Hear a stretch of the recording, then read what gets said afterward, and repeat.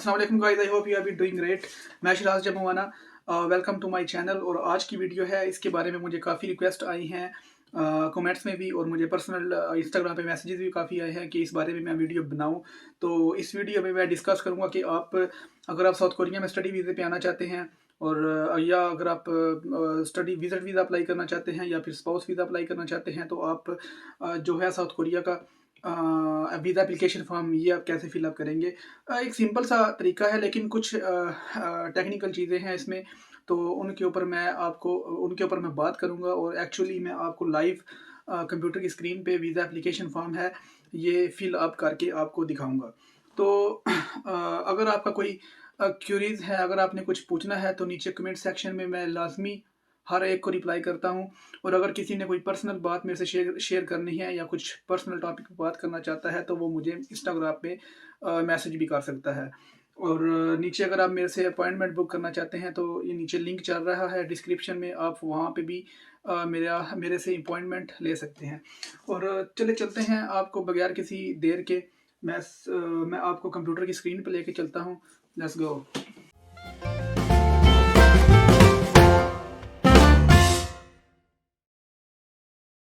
ये visa application form है जो मैंने ऑलरेडी एम्बेसी की वेबसाइट से डाउनलोड किया है।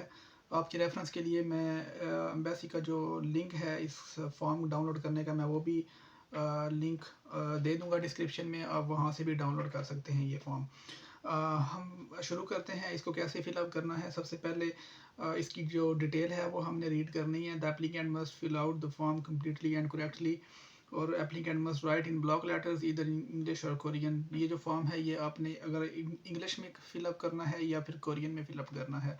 अगर आपने इंग्लिश में फिल आउट करना है तो मेक श्योर करें कि आप इंग्लिश के ब्लॉक लेटर्स या कैपिटल वर्ड्स में बड़ी ABC में आप अपना जो भी डिटेल है वो आप प्रोवाइड करेंगे इसमें।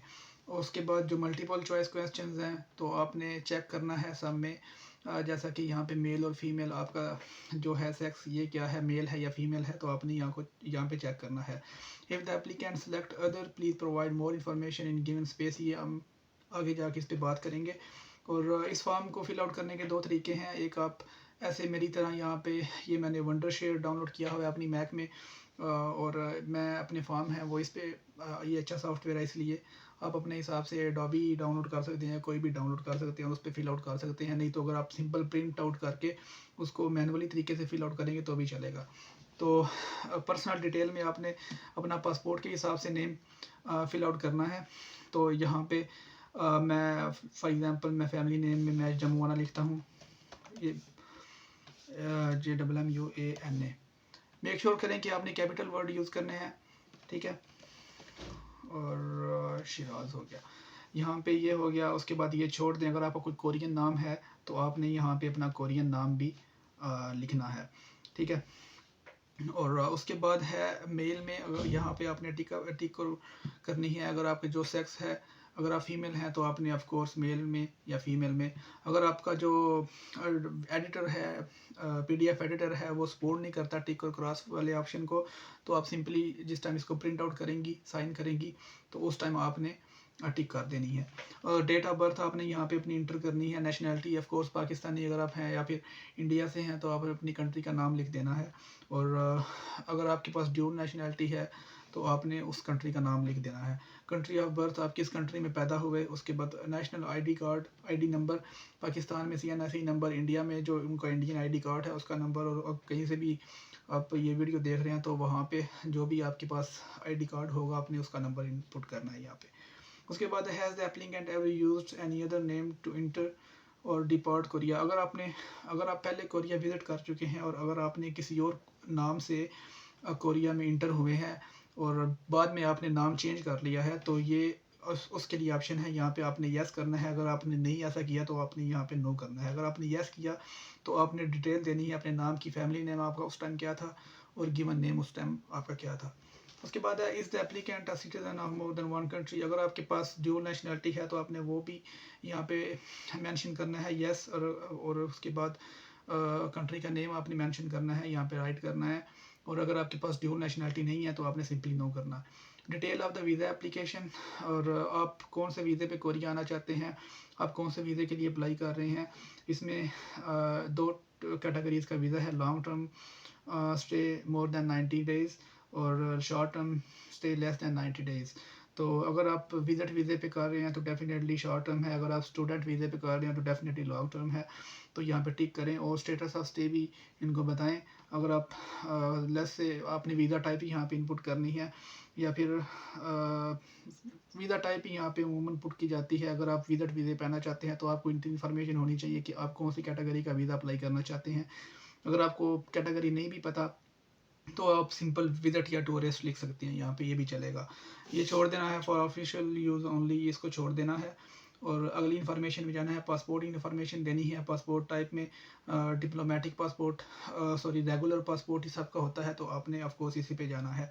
उसके बाद है इफ़ अदर प्लीज़ प्रोवाइड। अगर आपके पास पासपोर्ट कोई और है, किसी कंट्री में कोई होते हैं बहुत सी कैटेगरीज के पासपोर्ट होते हैं, अगर अदर है तो उस कंट्री का भी आपने यहाँ पे इनपुट करना है, ठीक है। उसके बाद है if the applicant has any other valid passport. अगर इसके अलावा भी अगर आपके पास 2 पासपोर्ट्स हैं किसी कंट्री के जो वैलिड हों, तो आप इसकी भी डिटेल यहाँ पे अपलोड कर सकते हैं यस करके। If yes please provide the detail, यहाँ पे आप उसकी डिटेल अपलोड कर सकते हैं। अगर नहीं है तो सिर्फ अपना पासपोर्ट, सिर्फ एक पासपोर्ट ही आपने फिलअप करना है।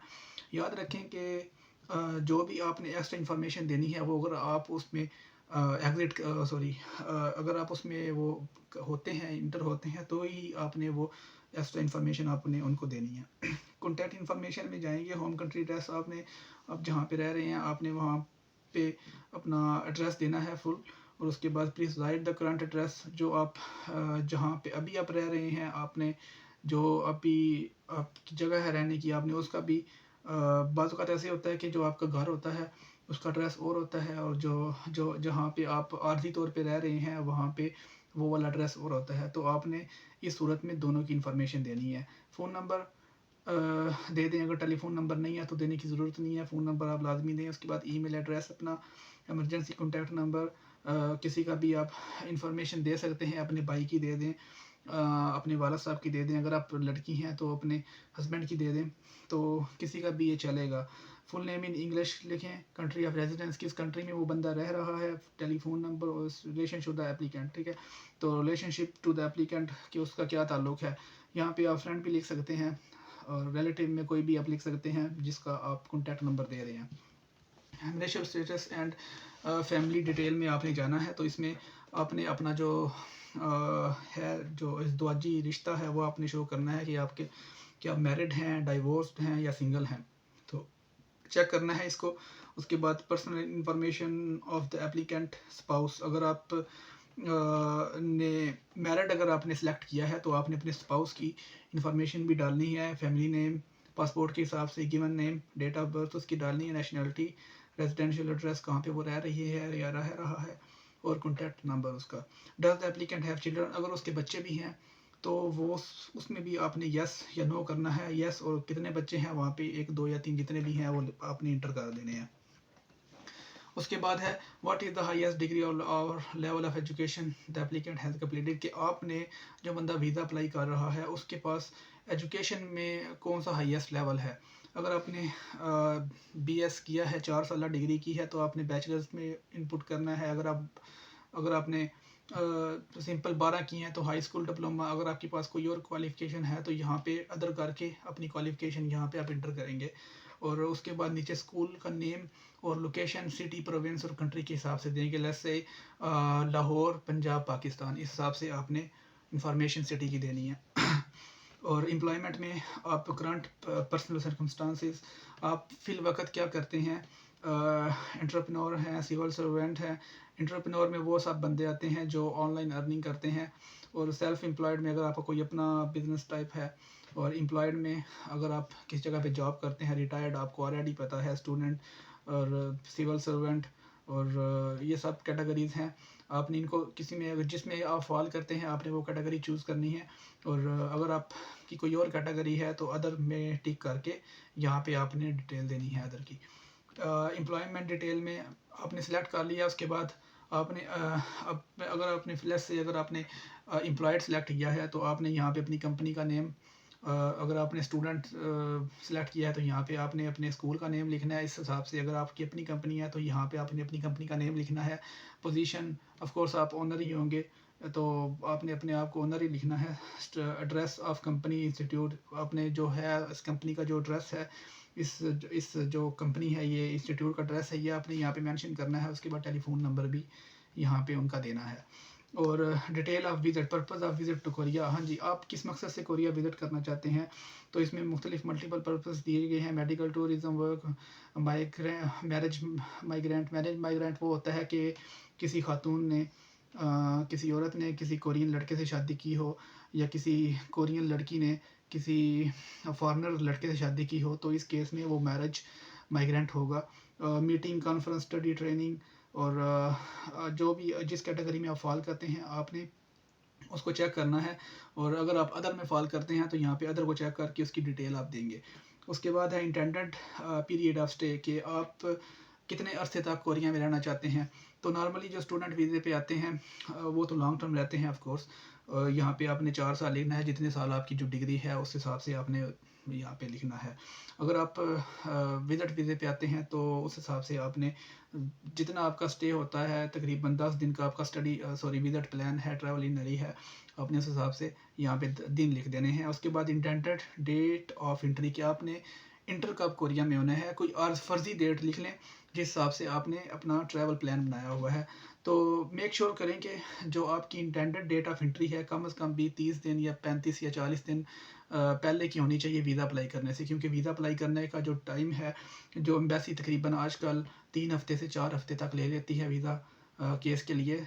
तो ये मेक श्योर करें कि आप बिल्कुल भी ये जो 5 या 10 दिन का वक्फा ना रखें, कम से कम भी 1 महीने का वक्फा ज़रूर रखें। उसके बाद है एड्रेस ऑफ कोरिया, जो आपने, अगर आप होटल में रह रहे हैं तो आपने होटल का एड्रेस देना है। अगर आप अगर आपने यूनिवर्सिटी की डॉर्मेट्री में रहना है तो वहाँ पे आपने यूनिवर्सिटी का एड्रेस और उसकी डॉर्मेट्री का एड्रेस देना है। अगर आपने किसी फ्रेंड के पास रहना है तो यहाँ पे फ्रेंड का एड्रेस देना है। और कॉन्टैक्ट नंबर इन कोरिया, अगर आप होटल में रह रहे हैं तो आपने उनका कॉन्टैक्ट नंबर दे देना है। और अगर आपने यूनिवर्सिटी में रहना है तो आपने यूनिवर्सिटी का कॉन्टैक्ट नंबर यहाँ पे पुट अप करना है। अगर आपने किसी फ्रेंड के पास रहना है तो आपने यहाँ पे अपने फ्रेंड का कॉन्टैक्ट नंबर शो करना है। और उसके बाद है has the applicant travel to Korea in last 5, अगर आप कोरिया में पिछले 5 सालों में कभी ट्रैवल किया है, अगर नहीं तो नो करना है, अगर यस किया तो फिर आपने कितने टाइम ट्रैवल किया है। यहाँ पे आपने, अगर आपने 2 टाइम ट्रैवल किया है तो आपने यहाँ पे 2 टाइम लिखना है, 2 लिख देना है। उसके बाद पर्पज़ ऑफ विजिट और period of stay, year, month और डेट के फॉर्मेट में हमने लिखना है। और जितनी बार भी हमने ट्रैवल किया है सब इनको इन्फॉर्मेशन देनी है।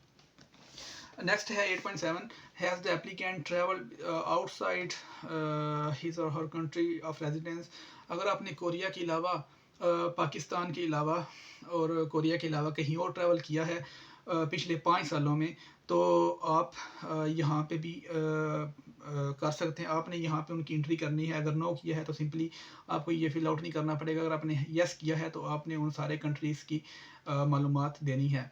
आपकी जो विज़िट वीज़े की फ़ाइल है ये बहुत इंपॉर्टेंट है। कोशिश करें कि ये जो 4-5 लाइनें हैं ये सब ही कवर हो जाएं। और अगर आपके पास इससे ज़्यादा वीज़ाज लगे हुए हैं तो फिर पिछले 5 सालों में जो अच्छे अच्छे कंट्री आपको लगते हैं तो उनका आप यहाँ पे लाजमी एंट्री करें। और नेक्स्ट है does the applicant have any family member staying in Korea, family member, Korea में फैमिली मेम्बर की लिस्ट में आपके वालिद साहब आते हैं और आपकी वालदा आती हैं और आपके बच्चे बीवी आती हैं। जो आपके भाई हैं ये भी आते हैं, लेकिन इनको वीज़ा नहीं मिलेगा अगर आप इनको ऑफ कोर्स अगर आप इसमें के लिए अप्लाई करेंगे उनके लिए तो बहुत मुश्किल है कि इनको आपके बेस पे वीज़ा मिल जाए। लेकिन अगर आप अपने वालिदैन को या अपने बीवी बच्चे को बुलाते हैं तो वीज़ा आपको मिल जाएगा इजीली। तो यहाँ पे उनकी आपने नेम और डेट ऑफ बर्थ, नेशनलिटी और रिलेशनशिप टू द एप्लीकेंट, इसमें कोई भी कज़न वगैरह नहीं आता और ना ही फ्रेंड की कैटेगरी है, इसलिए अपने फ्रेंड्स का यहाँ पे इंटर करने से गुरेज करें। उसके बाद है note scope of family member, spouse, children, यहाँ पे भी देख लें spouse, children, parents and siblings of the applicant है। उसके बाद is the applicant travelling to Korea with any family member, हाँ अगर आप स्टूडेंट हैं और अगर आपकी ख्वाहिश है कि आपकी वाइफ भी आपके साथ जाए तो उनका भी आप वीज़ा अप्लाई कर सकते हैं। लेकिन याद रखें कि इस वीज़े की रेशो बहुत कम होती है, ऑलमोस्ट 90% रिजेक्शन होती है इस वीज़े में। तो लेकिन आप अप्लाई कर सकते हैं, स्टिल अगर आपकी किस्मत है तो आप अप्लाई कर सकते हैं। तो नहीं अगर अगर आप का जो है आपका अगर आपका फैमिली मेम्बर है वो नहीं जाना चाहता तो सिंपली नो करें, अगर जाना चाहता है तो सिंपली यस करें और उसकी डिटेल दें यहाँ पे। उसके बाद है डिटेल ऑफ इनविटेशन, अगर आपको कोई इनवाइट कर रहा है तो आपने उसकी यहाँ पे डिटेल देनी है। Is there any one inviting to the applicant for the visa, अगर नो तो आपको ये बाकी डिटेल फिलअप करने की कोई ज़रूरत नहीं है। अगर है तो अगर आपको कोई बंदा इनवाइट कर रहा है तो फिर आपने उस बंदे की सारी इन्फॉर्मेशन देनी है, नेम ऑफ़ इनवाइटिंग पर्सन और डेट ऑफ बर्थ, और या फिर उसका जो कोरियन आईडी एलियन नंबर है जो भी वो आपने यहाँ पे मेंशन करना है। रिलेशनशिप टू द एप्लीकेंट कोई भी हो सकता है, फ्रेंड फैमिली जो भी है, एड्रेस भी उसका मेंशन करना है और फ़ोन नंबर भी मेंशन करना है। फंड डिटेल, तो estimated travel cost in US dollar, Korea में जो है ऑस्ट्रेलिया जो यूएस, आप ये रखें कि आपके पास एक दिन गुजारने के लिए $100 होना चाहिए कम से कम भी। 1 लाख कोरियन वन आपको अपने बजट में रखना चाहिए। इसका ये मतलब नहीं है कि अगर आपने 5 दिन का स्टे करना है तो आप 5 लाख कोरियन वन जो तकरीबन 60-70 हज़ार 80 हज़ार बनते हैं तो आप ये रख के ट्रैवल करेंगे, बिल्कुल ऐसे नहीं करना। आपने अपनी बैंक स्टेटमेंट वो प्रॉपर शो करनी है, जो मैंने अपनी वीडियो में ऑलरेडी बता चुका हूँ। तो एस्टिमेटेड ट्रैवल कॉस्ट आप उनको डिवाइड कर लें कि लेट्स से अगर आपने 10 दिन का स्टे करना है तो यहाँ पे आप $1000 दे दें, ठीक है, या $1500 आप यहाँ पे इंटर कर दें। So who will pay for the applicants travel related expenses, तो आपका जो है एप्लीकेंट का जो ट्रैवल का जो खर्चा होगा ये कौन पे करेगा। तो इसमें अगर आप स्टूडेंट वीज़े पे हैं तो ऑफ कोर्स आपके जो वालिद साहब हैं वो पे करेंगे, उनकी यहाँ पे डिटेल देनी है। अगर आप किसी स्पाउस को इनवाइट कर रहे हैं तो, या फिर अगर आपने किसी को इनवाइट किया हुआ है तो आपने उसकी इन्फॉर्मेशन देनी है, और ये अपनी आप दे सकते हैं। और उसके बाद अगर आप अकेले हैं, कोई आपका कोई इन्वाइटर नहीं है, तो आपने अपनी ही इन्फॉर्मेशन देनी है यहाँ पे। या फिर अगर आपको किसी कंपनी के थ्रू आप कोरिया आ रहे हैं, किसी कॉन्फ्रेंस में आ रहे हैं, तो फिर वहाँ यहाँ पे उसकी डिटेल देनी है। सो असिस्टेंस विद द फॉर्म, ये फॉर्म फिलअप करने में आपने किसकी मदद, आपको किसकी मदद पेश आई, किसने आपकी मदद की। अगर है तो यस करना है और ये डिटेल फिलअप करनी है, फुल नाम, full name, date of birth, telephone number, relationship to the applicant. अगर नहीं है तो सिंपली नो करना है। तो उसके बाद डिक्लेरेशन है, यहाँ पे ये जो फॉर्म है ये आपने प्रिंट आउट करना है और इसमें डेट ऑफ एप्लीकेशन डालनी है, और उसके बाद एप्लीकेंट नेम, अपना नेम, और यहाँ पे सिग्नेचर करके, और आपने ये जो फॉर्म है ये बाकी जो भी डॉक्यूमेंट्स हैं आपके वीज़ा के रिलेटेड, अगर आप स्टूडेंट वीज़ा है तो उसके रिलेटेड, या फिर अगर आपका विजिट वीज़ा है या फिर जो भी वीज़ा है उसके रिलेटेड जो भी आपके डॉक्यूमेंट्स रिक्वायरमेंट हैं, आपने वो सारे डॉक्यूमेंट्स लगाने हैं और सीधा बजना है कोरिया एम्बेसी में, पाकिस्तान में या इंडिया में। अगर आप इंडिया में हैं तो मेरे ख्याल से VFS कंसल्टेंट वाले इसको डील करते हैं, लेकिन पाकिस्तान में है वो सीधा एम्बेसी में जाना पड़ता है। इस वजह से ये सारे डॉक्यूमेंट्स आपने अरेंज करके आपने एम्बेसी में जाना है या VFS वाले ऑफिस में जाना है, ठीक है। और अगर आपके पास कोई सवालात हैं इसके रिलेटेड तो आप नीचे इनको कमेंट कर दें, मैं लाजमी इनके जवाब देता हूँ। नहीं तो अगर आपने मुझे पर्सनली कांटेक्ट करना है तो इंस्टाग्राम पे मुझे मैसेज करें या फिर मेरे से ऑनलाइन बुकिंग कर लें। Take care.